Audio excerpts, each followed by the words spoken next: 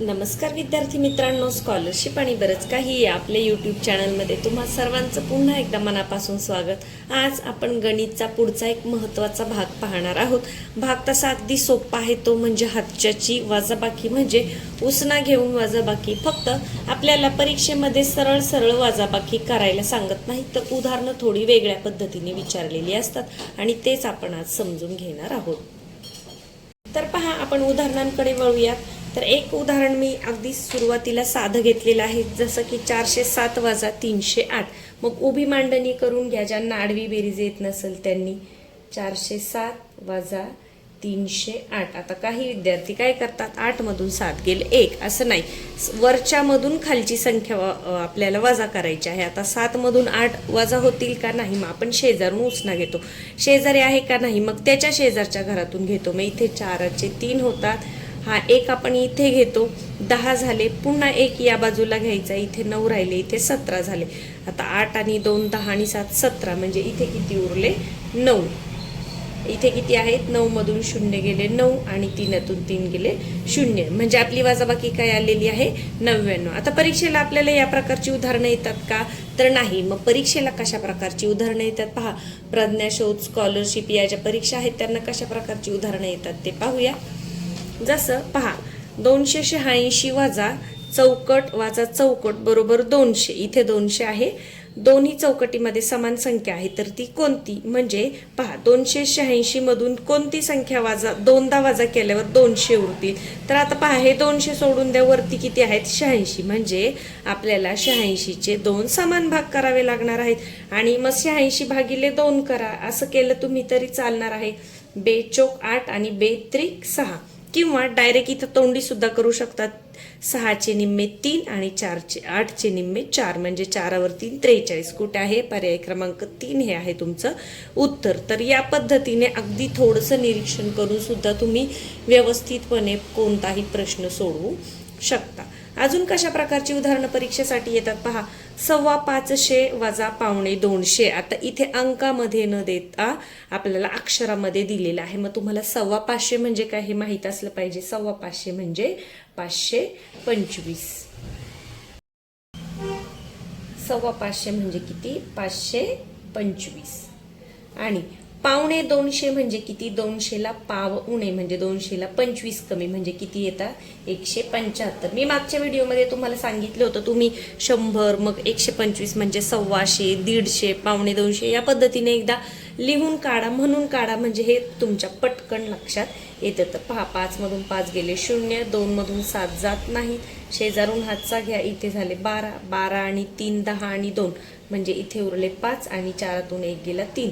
तर उत्तर किती आलेलं आहे 350. ते सुद्धा तुम्हाला कसं दिलंय, शब्दांमध्ये दिलेलं आहे. 350 कुठं आहे, पर्याय क्रमांक 2 हे असणार आहे तुमचं उत्तर. तर या पद्धतीने तुम्हाला अक्षरामध्ये दिलेलं असतं आणि त्याची तुम्ही काय करायची आहे, वजाबाकी करायची आहे. पुढे पहा, त्याच पद्धतीचं उदाहरण 150 वजा 150. आता 150 म्हणजे 150 आणि 150 पाऊण पाव उणे शे म्हणजे 100, 150 म्हणजे किती 75. मग आता 75, आता ही जरी तुम्ही करत बसले नाही तरी 75 आणि 25 किती 100 आणि वरचे 50, म्हणजे परत किती उरणार 75. आता पहा, मी पुन्हा एकदा तुम्हाला करून दाखवते. इथे 4 उरले, इथे 10 झाले, 10तून 5 गेले 5, 14 मधून 7 गेले 7, किती उरले 75.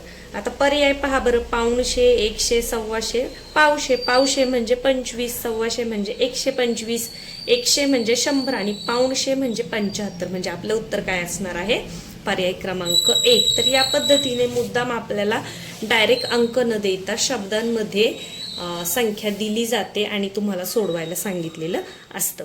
250 मध्ये किती मिळवले की 650 होतील. आता 250 म्हणजे 225, त्याच्यामध्ये किती मिळवले तर 650 होतील, म्हणजे 650. मग काय करायचं, आपण याचं उलट करायचं. बेरीज दिली नाही, यांची वजाबाकी करा. वजाबाकी करताना मोठ्या संख्येतून लहान संख्या वजा करा, म्हणजे 650 वजा 225 जर केलं तर तुमचं उत्तर तुम्हाला मिळणार आहे.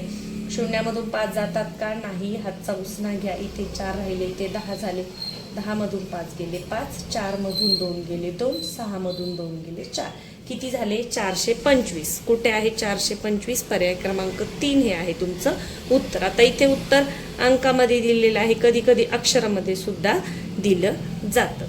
पुढे पहा, 3 अंकी मोठ्यात मोठ्या संख्येतून 3 अंकी लहानात लहान संख्या वजा केली तर उत्तर किती येईल?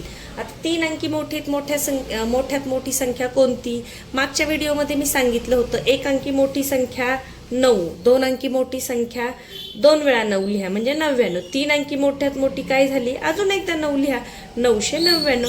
3 अंकी लहानात लहान संख्या कोणती आहे? तर ती आहे 100. पहा, मग वजा केली तर आपल्याला काय विचारले की उत्तर किती येईल? तर 9तून 0 गेले 9, 9तून 0 गेले 9 आणि 9तून 1 गेला 8, 899. कुठे आहे? पर्याय क्रमांक 3 हे आहे तुमचं उत्तर. या पद्धतीची उदाहरणं बऱ्याच वेळा परीक्षेला विचारली जातात.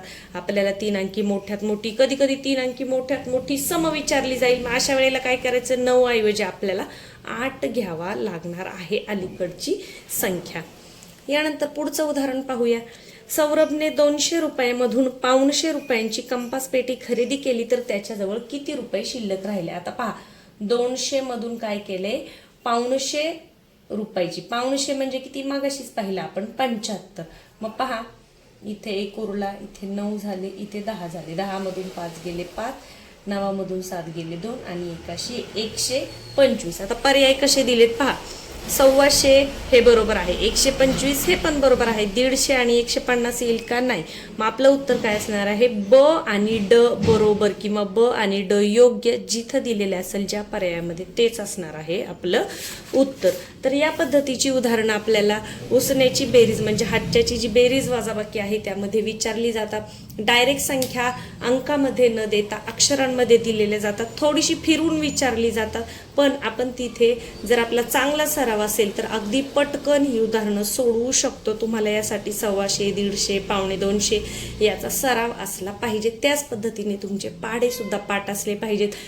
बेरीज वजाबाकीची जी आकडेमोड आहे ती पुढे मोजून बेरीज, पुढे मोजून वजाबाकी ही तोंडी तुम्हाला पटापट आली पाहिजे. आणि याच्यासाठी रोज गणितचा अभ्यास करणं, रोज सराव करणं हे फार फार महत्त्वाचं आहे. चला तर मग पुढच्या व्हिडिओमध्ये आपण दुसरा एखादा भाग पाहूया. आजचा व्हिडिओ आवडला असेल तर व्हिडिओला नक्कीच लाईक करा. ही जी उदाहरणं मी सोडून दिलेली आहेत त्या पद्धतीची तुमच्या व्यवसायामध्ये दिलेली उदाहरणं तुम्ही स्वतः सोडवा आणि तपासून पहा. जेवढा जास्त तुमचा सराव होईल तेवढी पटापट तुम्हाला ही उदाहरणं सोडवता येणार आहेत. चॅनलवर नवीन असाल तर सबस्क्राईब करा. आपल्या चॅनलवर तुम्हाला मंथन, स्कॉलरशिप आणि तुमच्या वर्गातल्या अभ्यासाचे वेगवेगळे व्हिडिओ पाहायला मिळतील. धन्यवाद.